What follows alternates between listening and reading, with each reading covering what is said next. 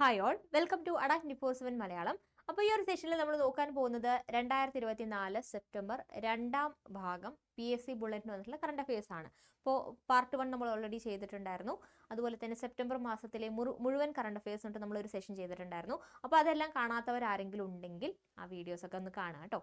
അപ്പോൾ നമുക്ക് ഏകദേശം സെപ്റ്റംബർ മാസം നമ്മുടെ ക്ലിയർ ആവും, നമുക്ക് ഏകദേശം പഠിച്ച് സെറ്റായ പോലെ ആവും. അപ്പോൾ മാക്സിമം ക്ലാസ്സസ് കാണുക. അതുപോലെ തന്നെ എല്ലാ ദിവസവും രാവിലെ 9 മണിക്ക് നമുക്ക് അഡ മലയാളം യൂട്യൂബ് ചാനലിൽ ഡെയിലി കറണ്ട് അഫയർ സെഷൻ ഉണ്ട്. അപ്പോൾ അത് മാക്സിമം പാർട്ടിസിപ്പേറ്റ് ചെയ്യുക. അപ്പോൾ ഡെയിലി അത് ഫോളോ ചെയ്യുന്ന ആളുകളെ സംബന്ധിച്ചിടത്തോളം അവർക്ക് എക്സാമിന് യാതൊന്നും പേടിക്കേണ്ട കാര്യമില്ല. മാത്രമല്ല നമ്മൾ ടോപ്പിക് വൈസ് ക്ലാസ് ഒക്കെ ചെയ്യുന്ന സമയത്ത് അതുകൂടെ ഒന്ന് ഫോളോ ചെയ്യുകയാണെങ്കിൽ നമുക്ക് സ്റ്റേറ്റ്മെന്റ് ടൈപ്പ് ക്വസ്റ്റ്യൻസ് കൂടെ അറ്റൻഡ് ചെയ്യാവുന്ന രീതിയിൽ നമ്മൾ ഓക്കെ ആവും. അപ്പോൾ കറണ്ട് അഫയേഴ്സ് നമുക്ക് എക്സാമിൽ യാതൊരു രീതിയിലും പേടിക്കേണ്ട കാര്യമില്ല. ഓക്കെ, അപ്പോൾ എന്തായാലും നമുക്ക് നമ്മുടെ സെഷനിലേക്ക് കിടക്കാം. നമ്മൾ കുറച്ച് സ്പീഡിലായിരിക്കും പോകുന്നത്. നമുക്ക് കുറേ കാര്യങ്ങളൊക്കെ നമുക്ക് അറിയുന്ന കാര്യങ്ങൾ തന്നെയാണ്. അപ്പോൾ അതുപോലെ തന്നെ മറ്റൊരു കാര്യം കൂടെ നമ്മുടെ അഡ 247 പ്രൊവൈഡ് ചെയ്യുന്ന ക്ലാസ്സുകളുടെ നോട്ട്സ് ഒക്കെ നിങ്ങൾക്ക് ആവശ്യമുണ്ടെങ്കിൽ അതൊക്കെ നമുക്ക് കമ്മ്യൂണിറ്റിയിൽ അവൈലബിൾ ആണ് കേട്ടോ. അപ്പം അതിനുവേണ്ടി നിങ്ങൾക്ക് കമ്മ്യൂണിറ്റി ഫോളോ ചെയ്യാവുന്നതാണ്. ഓക്കെ, അപ്പോൾ നമ്മൾ ആദ്യം നോക്കുന്നത് അവാർഡ്സ് ആണ്. നമ്മൾ ഈ ഒരു രീതിയിൽ നോക്കാനുള്ള കാര്യം നമുക്ക് കുറച്ചുകൂടി എളുപ്പമാണ്. റിവൈസ് ചെയ്യുന്ന സമയത്തൊക്കെ എളുപ്പമാണ്. നമുക്ക് ഇതിൽ അപ്പോയിൻമെൻറ്റ്സ് ഒക്കെ ഒഴിവാക്കിയിട്ട് നമുക്ക് ഇനിയിപ്പോൾ മറ്റൊരു എക്സാമിന് പഠിക്കുകയാണെങ്കിലും അപ്പോയിൻമെൻറ്റ്സിലൊക്കെ ചേഞ്ചസ് ഉണ്ടെങ്കിൽ ആ ഒരു ഭാഗം സ്കിപ്പ് ചെയ്ത് ആ രീതിയിലൊക്കെ നമുക്ക് പഠിക്കാം. അവാർഡ്സ് ഇങ്ങനെയുള്ള കാര്യങ്ങളൊന്നും മാറുന്നില്ലല്ലോ. അപ്പോയിൻമെൻറ്റ്സിലാണ് വ്യത്യാസങ്ങളൊക്കെ വരിക. പിന്നെ ഇൻഡെക്സുകൾ അതും മാറ്റമൊന്നും ഉണ്ടാവില്ല. പുതിയത് എന്തെങ്കിലും വരുന്ന സമയത്ത് നമ്മൾ ആഡ് ചെയ്ത് പഠിക്കണമെന്നേ ഉള്ളൂ. അപ്പോൾ നമുക്ക് റിവൈസ് ചെയ്യുന്ന സമയത്താണെങ്കിലും നമുക്ക് ഈ ഒരു രീതിയിൽ പഠിക്കുകയാണെങ്കിൽ കുറച്ചുകൂടി സിമ്പിളാണ്. അതുകൊണ്ടാണ് നമ്മൾ ഈ ഒരു രീതിയിൽ ഡിസ്കസ് ചെയ്യുന്നത്. ഓക്കെ, അപ്പോൾ ആദ്യം നമ്മൾ നോക്കുന്ന അവാർഡ്സ് ആണ്. നമുക്ക് നോക്കാം 2024 സെപ്റ്റംബർ പാർട്ട് 2 PSC ബുള്ളറ്റിൽ എന്തൊക്കെ അവാർഡ്സ് ആണ് കൊടുത്തിട്ടുള്ളത് എന്നുള്ള കാര്യം നമുക്ക് നോക്കാം. അപ്പോൾ ആദ്യം പറയുന്നത് ഗാനരചയിതാവും ചലച്ചിത്രകാരനുമായ ശ്രീകുമാരൻ തമ്പിയുടെ ശതാഭിഷേകത്തോടനുബന്ധിച്ച് ശ്രീകുമാരൻ തമ്പി ഫൗണ്ടേഷൻ നൽകുന്ന പുരസ്കാരം. ശ്രീകുമാരൻ തമ്പി ഫൗണ്ടേഷൻ പുരസ്കാരം ആർക്ക് ലഭിച്ചു? മോഹൻലാലിന് ലഭിച്ചു. ആർക്കാണ് ലഭിച്ചത്? ശ്രീകുമാരൻ തമ്പി ഫൗണ്ടേഷൻ പുരസ്കാരം ആർക്ക് ലഭിച്ചു? മോഹൻലാലിന് മുഖ്യമന്ത്രി പിണറായി വിജയൻ സമ്മാനിച്ചു. 1 ലക്ഷം രൂപയും പ്രശസ്തി പത്രവും അടങ്ങുന്നതാണ് പുരസ്കാരം എന്നുള്ളത് ഓർത്തിരിക്കുക. അപ്പോൾ ഒന്നാമത്തെ പുരസ്കാരം നമ്മൾ പഠിച്ചത് ശ്രീകുമാരൻ തമ്പി ഫൗണ്ടേഷൻ നൽകുന്ന പുരസ്കാരം മോഹൻലാലിന് ലഭിച്ചു. അടുത്തത് ഹോക്കി താരം PR ശ്രീജേഷ്. ഹോക്കി താരം PR ശ്രീജേഷിന് ദേശീയ കായികവേദിയുടെ ഉമ്മൻചാണ്ടി കായിക പുരസ്കാരം. അപ്പോൾ അടുത്തൊരു പുരസ്കാരം നമ്മൾ പഠിക്കുന്നത് ഉമ്മൻചാണ്ടി കായിക പുരസ്കാരം ആർക്കാണ് ലഭിച്ചത്? PR ശ്രീജേഷ് എന്നുള്ളത് അറിഞ്ഞിരിക്കുക.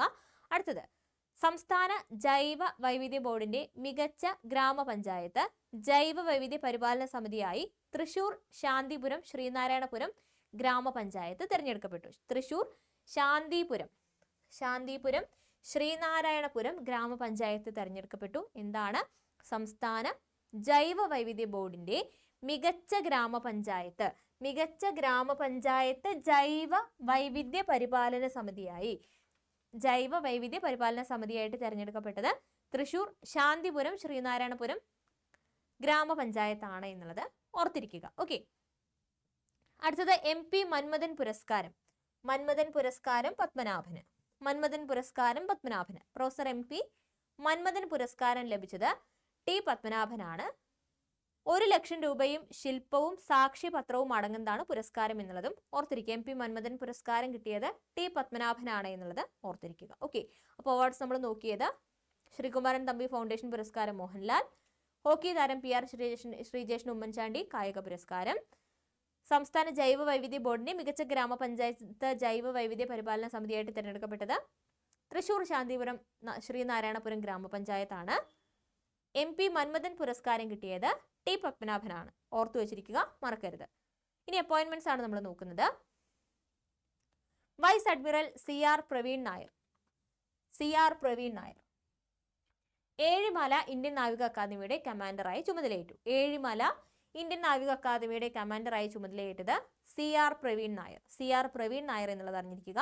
അടുത്തത് പ്രതിരോധ ഗവേഷണ വികസന സ്ഥാപനമായ DRDO DRDOയുടെ ഡയറക്ടർ ജനറലായി ഡോക്ടർ K രാജലക്ഷ്മി മേനോൻ ചുമതലയേറ്റു. DRDOയുടെ ഡയറക്ടർ ജനറലായി K രാജലക്ഷ്മി മേനോൻ ചുമതലയേറ്റു. അടുത്തത് കേന്ദ്ര സഹമന്ത്രി ജോർജ് കുര്യൻ രാജ്യസഭാംഗമായി സത്യപ്രതിജ്ഞ ചെയ്തു. കേന്ദ്ര സഹമന്ത്രി ജോർജ് കുര്യൻ രാജ്യസഭാംഗമായി സത്യപ്രതിജ്ഞ ചെയ്തു എന്നുള്ളത് അറിഞ്ഞിരിക്കുക.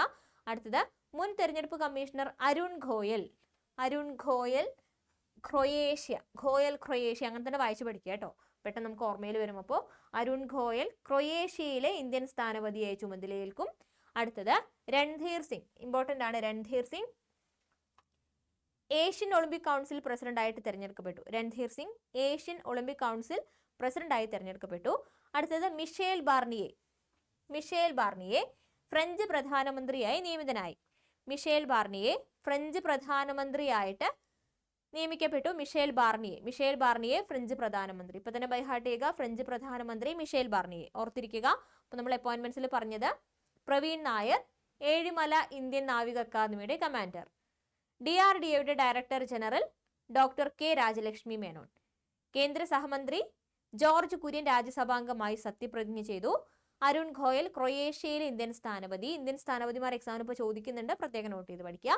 Randhir Singh Asian Olympic council പ്രസിഡന്റായി തെരഞ്ഞെടുക്കപ്പെട്ടു. ഫ്രഞ്ച് പ്രധാനമന്ത്രി മിഷേൽ ബാർണിയെ. ഓക്കെ, അടുത്ത് നമ്മൾ നോക്കുന്നത് സ്പോർട്സ് ആണ്. പാരലിമ്പിക്സിലെ ആദ്യ സ്വർണം നെതർലൻഡ്സിന്റെ കരോളിൻ ഗ്രൂട്ടിന് ലഭിച്ചു. പാരലിമ്പിക്സിലെ ആദ്യ സ്വർണം നെതർലൻഡ്സിന്റെ കരോളിൻ ഗ്രൂട്ടിന്. അപ്പോൾ ആദ്യ ഗോൾഡ് ഗ്രൂട്ടിന് എന്നുള്ള രീതിയിലൊക്കെ ഒന്ന് പഠിച്ചു വെക്കുക കേട്ടോ. ആദ്യ ഗോൾഡ് ഗ്രൂട്ടിന്, പാരലിമ്പിക്സിലെ ആദ്യ ഗോൾഡ് ഗ്രൂട്ടിന്, കരോളിൻ ഗ്രൂട്ടിനാണ് ലഭിച്ചത്. വനിതാ സൈക്ലിംഗ് ടൈം ട്രയൽ ഇനത്തിലാണ് കരോളിൻ ജേത്രിയായത്. എന്നുള്ളതും ഓർത്തിരിക്കുക. പേര് ഓർത്തിരുന്നോളൂ, കരോളിൻ ഗ്രൂട്ട്. നെതർലൻഡ്സിന്റെ കരോളിൻ ഗ്രൂട്ടിനാണ് പാരലിമ്പിക്സിലെ ആദ്യ സ്വർണം ലഭിച്ചത്. ഇനി പാരലിമ്പിക്സിനെ പറ്റി പറയുകയാണെങ്കിൽ 94 സ്വർണവും 76 വെള്ളിയും 50 വെങ്കലവും ഉൾപ്പെടെ 220 മെഡലുകളുമായി ചൈന ഒന്നാം സ്ഥാനത്ത് 49 സ്വർണവും 44 വെള്ളിയും 31 വെങ്കലവും ഉൾപ്പെടെ 124 മെഡലുകളുമായി ബ്രിട്ടൻ രണ്ടാം സ്ഥാനവും കരസ്ഥമാക്കി. അതുപോലെ ഇനി ഇന്ത്യയുടെ കാര്യത്തിലേക്ക് വരികയാണെങ്കിൽ വളരെ വളരെ ഇമ്പോർട്ടൻറ്റ്, 7 സ്വർണം 9 വെള്ളി. 7 സ്വർണം 9 വെള്ളി. 7 സ്വർണം 9 വെള്ളി അല്ലേ. അതുപോലെ 13 വെങ്കലം. അങ്ങനെ 29 മെഡലുകൾ നേടി. ഇന്ത്യയുടെ സ്ഥാനം എത്രയാണ്? 18ാം സ്ഥാനമാണ്. 18th പൊസിഷനിലാണ് കേട്ടോ ഇന്ത്യയുടെ സ്ഥാനം ഓർത്തിരിക്കുക, 18ാം സ്ഥാനമാണ്. അപ്പോൾ 7 ഗോൾഡ്, നമ്മളിങ്ങനെ ഗോൾഡ് ഇങ്ങനെ എഴുതാം. ഈ ഒരു G 7ആയിട്ടൊക്കെ ഒന്ന് കണക്കാക്കി വെക്കാനൊക്കെ പറഞ്ഞിട്ടുണ്ടായിരുന്നു. പിന്നെ 9 സിൽവർ ആണ്. 9 സിൽവർ. പിന്നെ ബ്രോൺസ് എഴുതുന്ന സമയത്ത് അല്ലെ വെള്ളി 13 എന്നുള്ള രീതിയിലൊക്കെ ഒരു കണക്ഷനൊക്കെ കൊടുത്ത്, ബ്രോൺസ് എന്ന് പറയുമ്പോൾ വെങ്കലം. അപ്പോൾ ഈ ഒരു B എഴുതുന്ന സമയത്ത് 1 3 എന്നുള്ള രീതിയിലൊന്ന് കണക്ട് ചെയ്ത് ഓർത്ത് വെക്കാന്നൊക്കെ പറഞ്ഞിട്ടുണ്ടായിരുന്നു ക്ലാസ്സിൽ. ഓർമ്മയിലുണ്ടാവുമെന്ന് വിശ്വസിക്കുന്നു. പിന്നീട് പ്രത്യേകം നോട്ട് ചെയ്ത് പഠിക്കുക.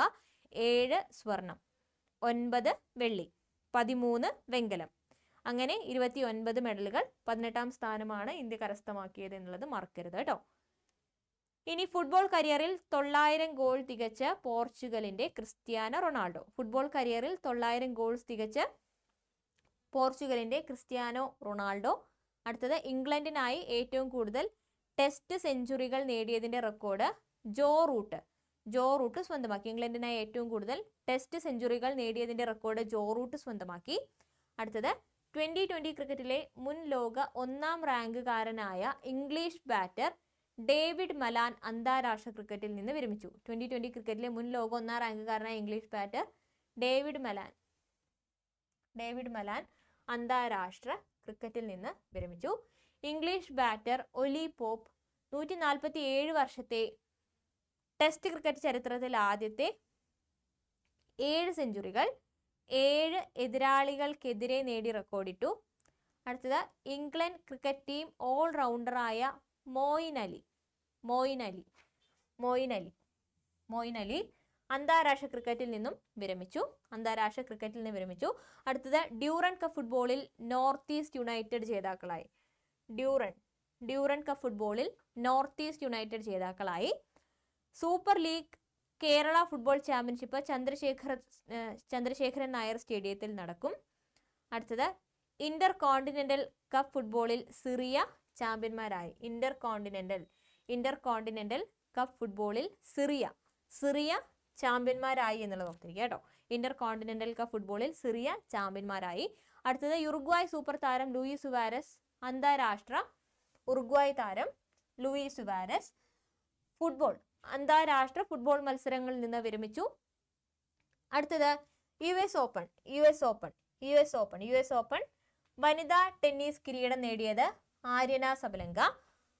അതുപോലെ തന്നെ യു എസ് ഓപ്പൺ പുരുഷ ടെന്നീസ് കിരീടം ലോക 1-ാം നമ്പറും 1-ാം സ്വീഡുമായ യാനിക് സിന്നറിന് ലഭിച്ചു. അപ്പോൾ യു എസ് ഓപ്പൺ വനിതാ കിരീടം Aryna Sabalenka, U S open പുരുഷ കിരീടം യാനിക് സിന്നറിനാണെന്നുള്ള ഓർത്തിരിക്കുക. അടുത്തത് ദീർഘദൂര കുതിരയോട്ടത്തിൽ റെക്കോർഡിട്ട് മലയാളിയായ നിത അഞ്ചും. പേരൊന്ന് ഓർത്തിരുന്നോളൂ. കുതിരയോട്ടത്തിൽ റെക്കോർഡിട്ടു നിത അഞ്ചും എന്നുള്ളത് ഓർത്തിരിക്കുക. അപ്പോൾ ഉറുഗ്വായ് താരം ലൂയിസ് സുവാരസ് അന്താരാഷ്ട്ര ഫുട്ബോൾ മത്സരങ്ങളിൽ വിരമിച്ച കാര്യം ഓർത്തിരിക്കുക. യു എസ് ഓപ്പൺ വനിതാ ടെന്നീസ് കിരീടമാണെങ്കിൽ ആര്യന സബലങ്കയ്ക്കാണ്, പുരുഷ കിരീടമാണെങ്കിൽ യാനിക് സിന്നറിനാണ്. ദീർഘദൂര കുതിരയോട്ടത്തിൽ റെക്കോർഡിട്ടു മലയാളിയായ നിത അഞ്ചും എന്നുള്ളതും ഓർത്തിരിക്കുക. ഇനി സയൻസ് ആൻഡ് ടെക്നോളജി റിലേറ്റഡ് ആയിട്ടുള്ള നമ്മൾ നോക്കുകയാണ്. ഇന്ത്യയുടെ 2ാമത്തെ ആണവ മിസൈൽ അന്തർവാഹിനി INS അരിഘാത്ത് വിശാഖപട്ടണത്ത് പ്രതിരോധ മന്ത്രി രാജ്നാഥ് സിംഗ് ആണ് കമ്മീഷൻ ചെയ്തത് ഓർത്തിരിക്കുക. ഇന്ത്യയുടെ രണ്ടാമത്തെ ആണവ മിസൈൽ അന്തർവാഹിനി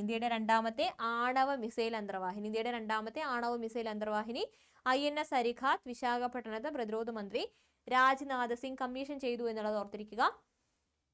അടുത്തത് സുനിത വില്യംസിനെയും ബുച്ച് വിൽമോറിനെയും ബഹിരാകാശത്ത് നിർത്തി ബോയിങ്ങിന്റെ സ്റ്റാർലൈനർ പേടകം ഭൂമിയിലെത്തി. അപ്പോൾ അത് ഓർത്തിരിക്കുക. ഇനി വിയോഗങ്ങളാണ് നമ്മൾ നോക്കുന്നത്. CPIM general secretary Sitaram Yechury അന്തരിച്ചു. 32 വർഷമായി പോളിറ്റ് ബ്യൂറോ അംഗമായിരുന്നു. 2005 മുതൽ 2017 വരെ ബംഗാളിൽ നിന്നുള്ള രാജ്യസഭാംഗമായിരുന്നു. ഓർത്തു വെച്ചിരിക്കുക കേട്ടോ. 2005 മുതൽ 2017 വരെ ബംഗാളിൽ നിന്നുള്ള രാജ്യസഭാംഗമായിരുന്നു. ഭൗതിക ശരീരം മെഡിക്കൽ വിദ്യാർത്ഥികളുടെ പഠനത്തിനായിട്ട് വിട്ടു നൽകും എന്നുള്ളൊരു കാര്യം കൂടെ, അതുകൂടെ ഒന്ന് ഓർത്തു വെച്ചിരിക്കുക കേട്ടോ. ശരി, അടുത്തത് ഭരണഘടനാ വിദഗ്ധനും നിയമജ്ഞനും എഴുത്തുകാരനുമായ AG നൂറാനി. നിയമജ്ഞനാണ്, എഴുത്തുകാരനാണ്. ഓക്കെ, MG നൂറാനി മുംബൈയിൽ അന്തരിച്ചു. അടുത്തത് പിന്നണി ഗായികയാണ്. ഏത് മേഖലയുമായി ബന്ധപ്പെട്ടിരിക്കുന്നു എന്നുള്ള രീതിയിലായിരിക്കും ക്വസ്റ്റ്യൻ വരുന്നത് കേട്ടോ. അപ്പോൾ AP കോമള, പിന്നണി ഗായിക AP കോമള ചെന്നൈയിൽ അന്തരിച്ചു. അടുത്തത് 1965 ഇന്ത്യ പാക് യുദ്ധത്തിൽ പാകിസ്ഥാന്റെ സേബർ വിമാനം വെടിവെച്ചിട്ടതിന് വീരചക്ര പുരസ്കാരം നൽകി ആദരിച്ച എയർ മാർഷൽ ഡെൻസിൽ കീലോർ അന്തരിച്ചു. 1965 ഇന്ത്യ പാക് യുദ്ധത്തിൽ പാകിസ്ഥാന്റെ സേബർ വിമാനം വെടിവെച്ചിട്ടതിന് വീരചക്ര പുരസ്കാരം നൽകി ആദരിച്ച എയർ മാർഷൽ ഡെൻസിൽ കീലോർ അന്തരിച്ചു. ഓർത്തിരിക്കുക. ഇനി നമ്മൾ ഇൻഡെക്സുകളാണ് നോക്കുന്നത്. വിദേശ നാണ്യ കരുതൽ ശേഖരത്തിന്റെ ഭാഗമായുള്ള സ്വർണ്ണ ശേഖരത്തിൽ ഇന്ത്യയുടെ സ്ഥാനം 9. ഇന്ത്യ 9ാം സ്ഥാനത്ത്. വിദേശ നാണ്യ കരുതൽ ശേഖരത്തിന്റെ ഭാഗമായുള്ള സ്വർണ്ണ ശേഖരത്തിൽ ഇന്ത്യ 9ാം സ്ഥാനത്ത്. ഇന്ത്യയുടെ വിദേശ നാണ്യ ശേഖരം 70,000 കോടി ഡോളറിനോട് അടുക്കുന്നു. അടുത്തത് അദാനി ഗ്രൂപ്പ് ചെയർമാൻ ഗൗതം അദാനി 11.6 ലക്ഷം കോടി രൂപയുടെ ആസ്തിയുമായി ഈ വർഷത്തെ ഹുറൂൺ ഇന്ത്യ സമ്പന്ന പട്ടികയിൽ 1ാം സ്ഥാനത്തെത്തി. ആരാണ്? ഗൗതം അദാനി. ഹുറൂൺ ഇന്ത്യ സമ്പന്ന പട്ടികയിൽ 1ാം സ്ഥാനത്തെത്തിയത് ഗൗതം അദാനി എന്നുള്ളത് ഓർത്തിരിക്കുക. ഇനി മറ്റുള്ള കുറച്ച് ക്വസ്റ്റ്യൻസ് നമുക്ക് നോക്കാം. പ്രധാനമന്ത്രി നരേന്ദ്രമോദി ബ്രൂണൈ സിംഗപ്പൂർ ദ്വിരാഷ്ട്ര പര്യടനം പൂർത്തിയാക്കി മടങ്ങിയെത്തി. ആദ്യമായാണ് ഒരു ഇന്ത്യൻ പ്രധാനമന്ത്രി ബ്രൂണൈ സന്ദർശിക്കുന്നത്. ഇമ്പോർട്ടൻ്റ് ആണ്. ആദ്യമായാണ് ഒരു ഇന്ത്യൻ പ്രധാനമന്ത്രി ബ്രൂണൈ സന്ദർശിക്കുന്നത്. അടുത്തത് അബുദാബി കിരീടാവകാശി Sheikh Khalid bin Mohammed bin Zayed Al Nahyan പ്രധാനമന്ത്രി നരേന്ദ്രമോദിയുമായി കൂടിക്കാഴ്ച നടത്താനായി ന്യൂഡൽഹിയിൽ എത്തിയ കാര്യവും അറിഞ്ഞിരിക്കുക. അബുദാബി കിരീടാവകാശി ആരാണ്? Sheikh Khalid bin Mohammed bin Zayed Al Nahyan പ്രധാനമന്ത്രി നരേന്ദ്രമോദിയുമായി കൂടിക്കാഴ്ച നടത്താനായി ന്യൂഡൽഹിയിൽ. പേരെന്ന് ഓർത്തിരിക്കുക കേട്ടോ. അബുദാബി കിരീടാവകാശി പേരെന്താണ്? ഷെയ്ഖ് ഖാലിദ്. ഫുൾ നെയിം ഓർത്തിരിക്കാൻ ബുദ്ധിമുട്ടാണെങ്കിൽ സ്റ്റാർട്ടിങ്ങിലുള്ളതും എൻഡിലുള്ളതെങ്കിലും ഒന്ന് ഓർത്തു വയ്ക്കുക കേട്ടോ. Sheikh Khalid bin Mohammed bin Zayed Al Nahyan. Sheikh Khalid Al Nahyan ഓർത്തിരിക്കുക. ഓക്കെ,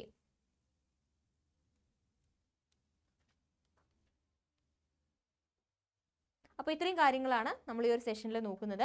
കൂട്ടത്തിൽ തന്നെ മറ്റൊരു കാര്യം കൂടെ പറയുകയാണ്, നമ്മുടെ അഡ 247 മലയാളത്തിൽ ഒരുപാട് കോഴ്സുകൾ പ്രൊവൈഡ് ചെയ്യുന്നുണ്ട്. അപ്പോൾ ഇപ്പോൾ വിജയദശമിയോടനുബന്ധിച്ച് നമുക്ക് എല്ലാത്തിനും ഓഫേഴ്സ് ഉണ്ട് കേട്ടോ. അപ്പോൾ നിങ്ങൾ എന്താണ് ചെയ്യേണ്ടത്, നമ്മുടെ ആപ്പ് സ്ഥിരമായിട്ട് ഫോളോ ചെയ്യുന്ന ആളുകളാണ്, ഏതെങ്കിലും കോഴ്സ് നിങ്ങൾക്ക് പർച്ചേസ് ചെയ്യണമെന്ന് ആഗ്രഹമുണ്ടെങ്കിൽ നമ്മുടെ ആപ്പ് ഒന്ന് ഇൻസ്റ്റാൾ ചെയ്യുക. അല്ലെങ്കിൽ നിങ്ങൾക്ക് വെബ്സൈറ്റ് ത്രൂ നമ്മുടെ കോഴ്സ് പർച്ചേസ് ചെയ്യാവുന്നതാണ്. ജസ്റ്റ് ഗൂഗിളിൽ നട 247 മലയാളം എന്ന് ജസ്റ്റ് ഒന്ന് സെർച്ച് ചെയ്യുക. അപ്പോൾ നമുക്ക് ഇതുപോലെ ഒരു ലിങ്ക് വരും, അതിൽ ക്ലിക്ക് ചെയ്യുന്നു. അപ്പോൾ ഇതിൽ ഏത് കോഴ്സ് വേണമെങ്കിലും നിങ്ങൾക്ക് ചൂസ് ചെയ്ത് പഠിക്കാവുന്നതാണ് കേട്ടോ. അപ്പോൾ കേരള മെഗാ പാക്കാണ് നിങ്ങൾ ചൂസ് ചെയ്യുന്നതെങ്കിൽ Kerala PSC SSC railway bank അങ്ങനെ ഒരുപാട് എക്സാംസിന് അത് നിങ്ങൾക്ക് യൂസ്ഫുൾ ആയിരിക്കും. ഇപ്പോൾ വിജയദശമി ആയതുകൊണ്ട് എല്ലാത്തിനും ഡബിൾ വാലിഡിറ്റി കൊണ്ട് നല്ല പൈസ കുറവാണ്. അപ്പോൾ നിങ്ങൾക്ക് ഇതൊരു നല്ലൊരു ടൈമായിട്ട് ചൂസ് ചെയ്യാം. വേണമെങ്കിൽ അതൊക്കെ പർച്ചേസ് ചെയ്യാവുന്നതാണ്. കേരള മെഗാ പാക്ക് എന്ന് പറയുമ്പോൾ Kerala PSC SSC railway bank ഇപ്പോൾ നിലവിലുള്ള കോഴ്സുകൾ മാത്രമല്ല, ഇനി വരാൻ പോകുന്ന കോഴ്സുകളും ഇതിൽ ആഡഡ് ആയിരിക്കും. അപ്പോൾ അതാണ് ഇതിൻ്റെ ഒരു പ്രത്യേകത. അപ്പോൾ നിങ്ങൾക്ക് നഷ്ടമില്ലാത്തൊരു കോഴ്സാണ് കേരള മെഗാ പാക്ക് എന്ന് പറയുമ്പോൾ. ഇത്രയും അധികം കോഴ്സുകളുടെ ലൈവ് ക്ലാസ്സസ്, അതിൻ്റെ റെക്കോർഡ് ക്ലാസ്സസ്, അതുപോലെ തന്നെ നോട്ട്സ്, ബുക്ക്, ടെസ്റ്റ് സീരീസ് എല്ലാം നിങ്ങൾക്ക് ഇതിനോടൊപ്പം അവൈലബിൾ ആയിരിക്കും. ഇനിയിപ്പോൾ ഏതെങ്കിലും കോഴ്സ് സിംഗിളായിട്ട് പർച്ചേസ് ചെയ്യണമെങ്കിൽ അത് ആ രീതിയിലും ചെയ്യാം. ഫോർ എക്സാമ്പിൾ ഇപ്പോൾ നിങ്ങൾക്ക് RRB NTPC ബാച്ച് പർച്ചേസ് ചെയ്ത് CBT 1 and 2 പർച്ചേസ് ചെയ്യണമെന്ന് ആഗ്രഹമുണ്ടെങ്കിൽ ജസ്റ്റ് അതിലൊന്ന് ക്ലിക്ക് ചെയ്യുക. അപ്പോൾ നമുക്ക് ബൈ നൗ എന്നുള്ളൊരു ഓപ്ഷൻ വരെ ജസ്റ്റ് അതിലൊന്ന് ക്ലിക്ക് ചെയ്യുന്നു. അപ്പോൾ നമുക്കിവിടെ കൂപ്പൺ കോഡ് ഓൾറെഡി അപ്ലൈ ചെയ്തെന്ന് പറഞ്ഞിട്ട് കാണാം, അത് റിമൂവ് ചെയ്യുക. എന്നിട്ട് എന്ത് ചെയ്യണം, പകരം Y670 എന്ന കൂപ്പൺ കോഡ് അപ്ലൈ ചെയ്യാം. അത് അപ്ലൈ ചെയ്യുന്ന സമയത്ത് നമുക്ക് കാണാം അതിൻ്റെ എമൗണ്ട് കുറഞ്ഞതായിട്ട് കാണാം. അപ്പോൾ മാക്സിമം എമൗണ്ട് കുറവിൽ വാങ്ങിക്കാനാണ് നമ്മൾ ഈ ഒരു കൂപ്പൺ കോഡ് യൂസ് ചെയ്യുന്നത്. പിന്നെ നമുക്ക് എന്ത് ചെയ്യാം, നെയിം കൊടുക്കാം, നമ്മുടെ ഫോൺ നമ്പർ കൊടുക്കാം, ഇമെയിൽ കൊടുക്കാം, അങ്ങനെയുള്ള കാര്യങ്ങളൊക്കെ കൊടുത്തിട്ട് നമുക്കത് കണ്ടിന്യൂ ചെയ്യാം. അങ്ങനെയാണ് ചെയ്യേണ്ടത് കേട്ടോ. അപ്പോൾ ഇങ്ങനെയാണ് കോഴ്സുകൾ പർച്ചേസ് ചെയ്യേണ്ടത്. അപ്പം കോഴ്സിൽ ജോയിൻ ചെയ്യാൻ താല്പര്യമുള്ള ആളുകൾ കോഴ്സിൽ ജോയിൻ ചെയ്ത് പഠിക്കാവുന്നതാണ്. ഓക്കെ, അപ്പോൾ എല്ലാവരും നന്നായിട്ട് പഠിക്കുക, ക്ലാസ്സുകൾ കൃത്യമായിട്ട് ഫോളോ ചെയ്യുക. ഏതെങ്കിലും ഒരു ദിവസം വിട്ടുപോയിട്ടുണ്ടെങ്കിൽ അതെങ്ങനെയെങ്കിലുമൊക്കെ ഒന്ന് കവർ ചെയ്തെടുക്കുക കേട്ടോ. ക്ലാസ് സ്പീഡ് കൂട്ടി കണ്ടിട്ടോ അങ്ങനെ എന്തെങ്കിലും നിങ്ങൾ കവർ ചെയ്തെടുക്കുക, ബ്രേക്ക് വരുത്തരുത്. അപ്പോൾ എല്ലാവരും നന്നായിട്ട് പഠിക്കുക. മറ്റൊരു സെഷനായിട്ട് നമുക്ക് വീണ്ടും കാണാം. താങ്ക്